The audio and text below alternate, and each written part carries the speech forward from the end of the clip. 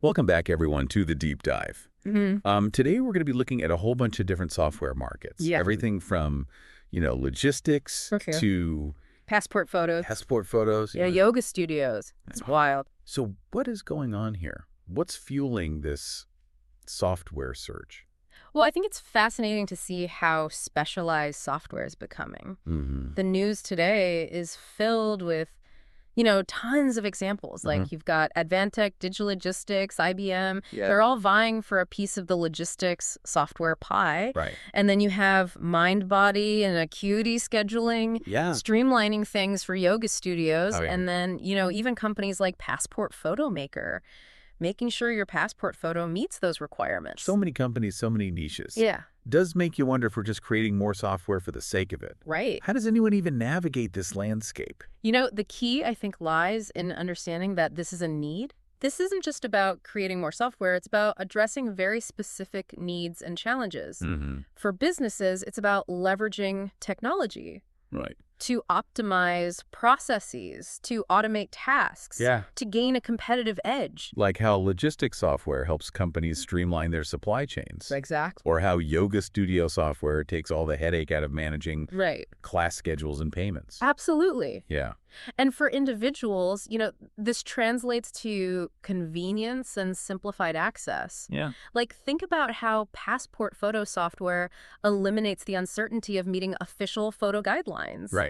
It's all about using technology to make our lives a little easier and more efficient. I'm noticing some familiar names in the mix here. Yeah. Like IBM, for example. Right. A huge company. Huge. Does this mean it's a David versus Goliath situation in the software market? It's definitely a mixed landscape. You have established giants with vast resources, market dominance. But you also have smaller, more agile companies finding their footing and innovating in their own niches. Okay. The HR payroll software market is a great example. Okay. You've got industry veterans like SAP and Oracle going head-to-head with newer players who are shaking things up. So it sounds like a dynamic environment. It is. With both challenges and opportunities. Absolutely. More choices. Right. Perhaps better pricing, but also greater need to carefully evaluate which solutions truly meet our needs. Right.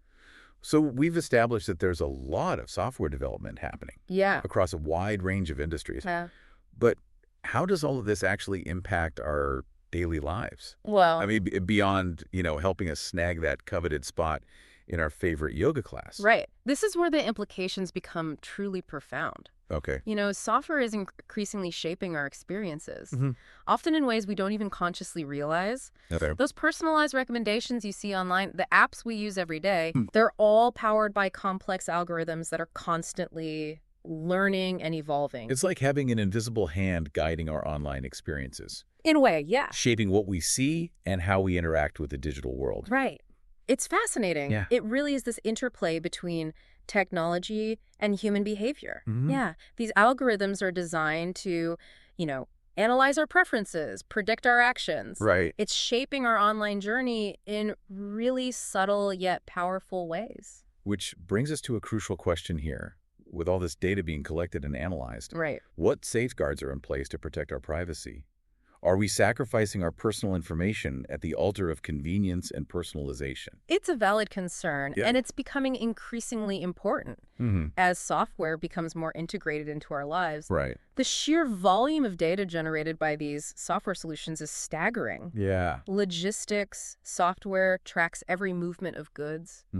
Yoga studio software records class attendance and preferences. Right. Even passport photo software analyzes our facial features. It's almost as if every action, every interaction is leaving a digital footprint. Right. Creating this detailed map of our lives and habits. In a sense, yes. Yeah. This data can be incredibly valuable for businesses. It allows them to optimize operations, personalize customer experiences, and even predict future trends. Yeah. But it also raises critical questions about data ownership transparency and the potential for misuse.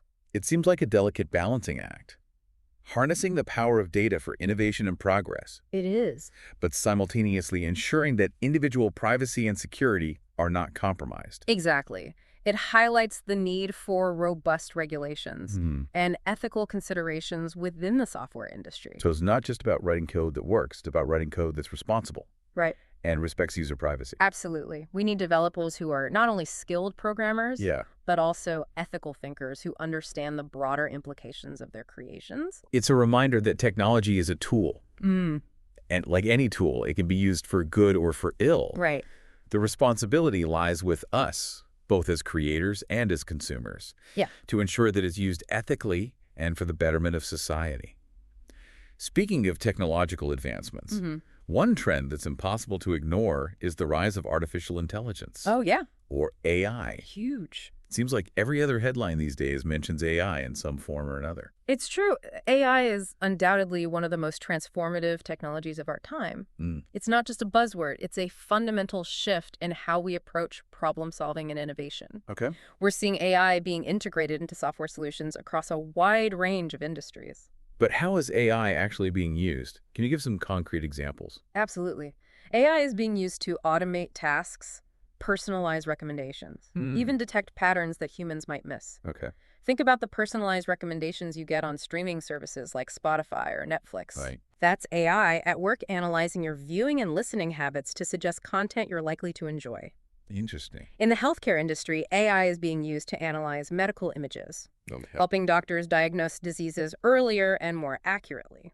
It sounds like AI has the potential to revolutionize almost every aspect of our lives, from the mundane to the life-changing. It certainly does. However, it's important to remember that AI is still a relatively young technology, and with any powerful tool comes great responsibility. Right.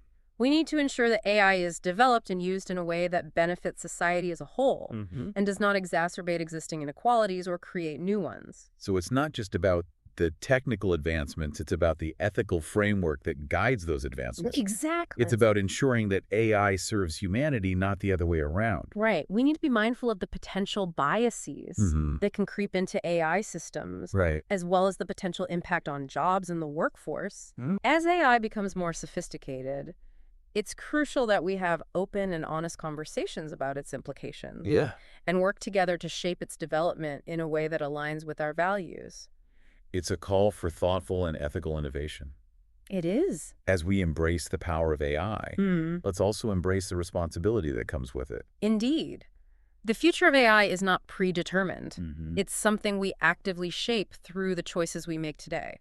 Now, we've talked a lot about the big players in the software industry. Right. But earlier you mentioned the role of smaller, more agile companies in driving innovation. Yeah. Can you elaborate on that? Certainly. While large corporations have the resources and market dominance, smaller companies often have the advantage of agility and adaptability. Okay. They're not bound by the same bureaucratic structures and are more willing to experiment and take risks. So they're the disruptors, the ones pushing the boundaries, coming up with creative solutions that challenge the status quo. Exactly. These smaller companies are often at the forefront of innovation, especially in niche markets or areas where larger companies have yet to establish a strong presence. It's a reminder that innovation can come from anywhere, not just the big names we're all familiar with. Precisely. So it's important to keep an eye on these smaller players. Yeah. They might just be the ones developing the game-changing software of tomorrow. It seems like the software landscape is incredibly dynamic, constantly evolving, with new players and new innovations emerging all the time. It certainly is. And that's what makes it so fascinating to follow. Who knows what exciting developments are just around the corner. So as we wrap up this deep dive into the world of software, what key takeaways should our listeners keep in mind? I would say the most important thing is to stay informed and be a critical consumer of technology. Right? Don't just blindly adopt the latest software or gadget because it's shiny and new. Right. Do your research. Understand what the software does, how it collects and uses your data. And what the potential implications are. It's about being an active participant in the digital world. Yes. Not just a passive consumer. Precisely. Ask questions, read reviews, and be discerning about the tools you choose to integrate into your life. Okay. Remember, technology should serve us, not the other way around. That's excellent advice. As we navigate this increasingly software-driven world, let's remember to stay informed, be critical thinkers, and engage in meaningful conversations about the role of technology in our lives. Yeah, it really is a lot to consider, especially as software continues to, be intertwined with our lives, our work, and even our leisure activities. It is. And as we conclude this deep dive, it's worth reflecting on the bigger picture here. Yeah. We've talked about the software itself, the companies behind it, the data it generates, its impact on our lives. But there's one crucial element we haven't explicitly addressed. What's that? The human element. You're referring to the people who create and develop this technology. Yeah, exactly. Behind every line of code, every algorithm, every software solution. There are individuals, developers, designers, engineers, entrepreneurs, real people with their own motivations, biases, and visions for the future. It's a good point.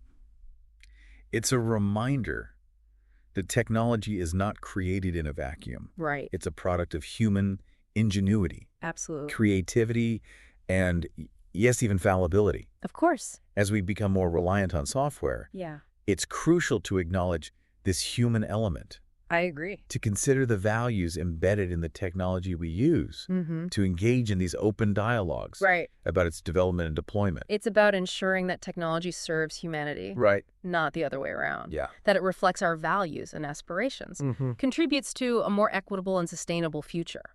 That's a powerful message to end on as we navigate this rapidly evolving technological landscape. Let's remember to stay informed, be critical thinkers, and engage in those meaningful conversations about the role of software in our lives. Couldn't agree more. And let's not forget the human beings behind the code shaping the digital tools that are transforming our world.